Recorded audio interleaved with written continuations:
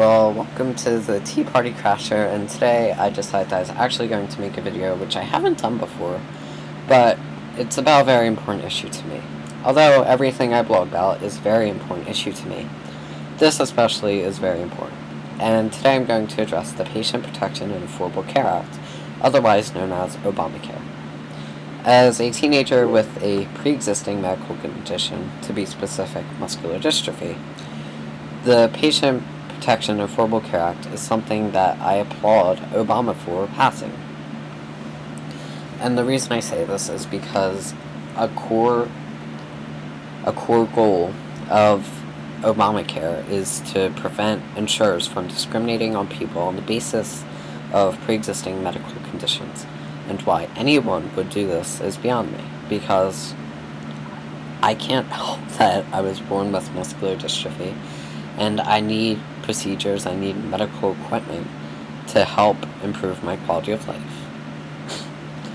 And if it weren't for my mother's employer-supplied healthcare, then I would not have healthcare, or I would have otherwise insufficient healthcare, because much of the procedures that I need or the medical equipment that I require are very costly, and even if most, but not all of it is covered, then the price can very easily rack up. For example, I had a surgery that cost over $300,000.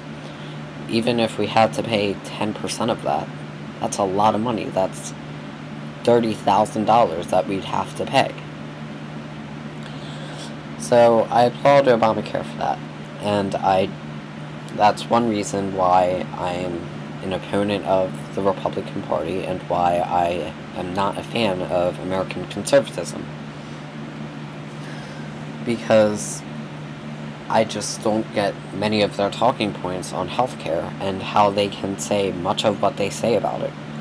So today I'm going to look at some of the points that they make and discuss them with a lot more depth. So, first of all, many conservatives will say, well, insurance companies don't have to cover reckless drivers, so why should health insurance companies have to cover those with pre-existing medical conditions? And to me, that's quite insulting. To compare me with a genetic disorder to a reckless driver? That's ridiculous. I can't help that my genes aren't quite right. Someone can help if they drive drunk or if they get a speeding ticket. And also, driving in this country is a privilege. You don't have the right to drive. If you fail your driving test, then guess what? You can't drive. If you're a 5-year-old, you can't drive. Healthcare is a right. Everyone has a right to get it. They need it. They need it to survive. You do not need to drive in order to survive. So to compare the two is just fallacious. It's not right. And also, but then they'll say, oh, well, healthcare is a business. Exactly, that's the problem. Business apparently doesn't give a crap what you have or what care is crucial to improve your quality of life. They're just in it for the money. Really, should a fundamental human right hinge on business?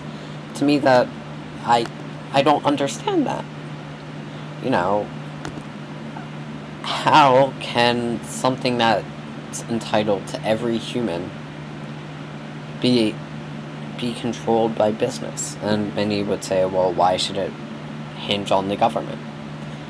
Well, I think it's better that the government control it and that the government gives each of its citizens the opportunity to have it, because they wouldn't turn you down because of pre-existing conditions, and it works in the countries that do it, and most developed countries, with probably just the exception of the United States, have at least some form of universal health care, and it seems to work just fine for them. It doesn't make them communist, it doesn't make them socialist, it just makes them sensible. But then, I've also heard the argument that, well, government could just cover those with pre-existing conditions and everyone else should fend for themselves.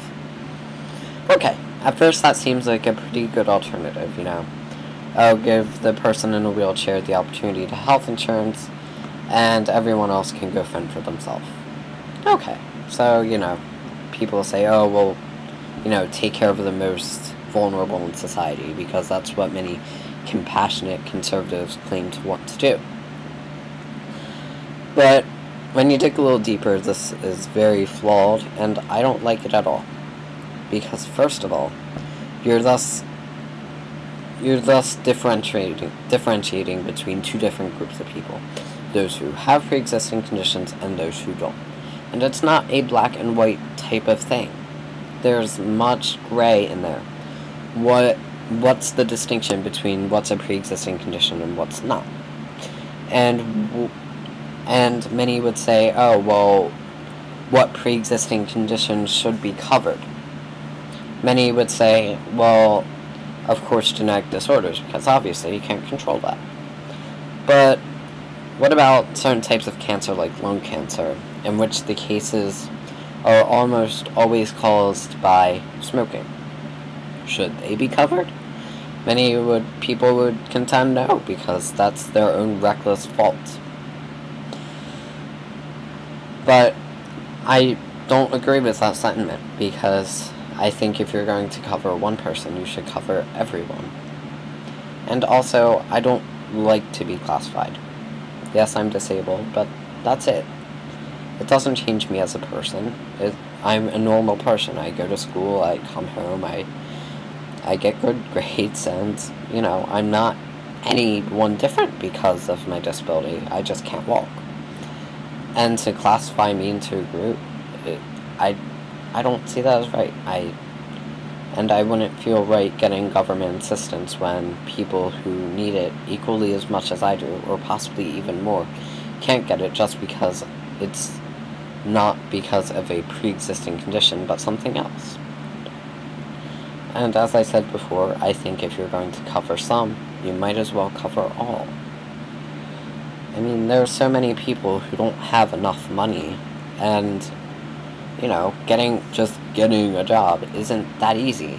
There aren't many jobs, and for each job, there are more unemployed people than there are jobs. So, it's not quite that easy just to get a job.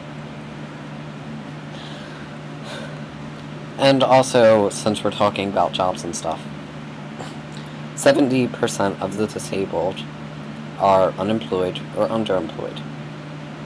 Think about that. If you knew 10 disabled people, chances are 7 are unemployed. To me, that's a very shocking statistic. And although I have no intention of being in that 70%, I completely sympathize with those who are in the 70% because their disability just is that bad. So first of all, there are these private healthcare insurance companies that have the right to discriminate against them and the right to deny them coverage, well, up until the Patient Protection and Affordable Care Act goes into effect. But also, they probably couldn't afford that coverage anyway. So it's totally restricting healthcare from a major proportion of our population, and that's not right.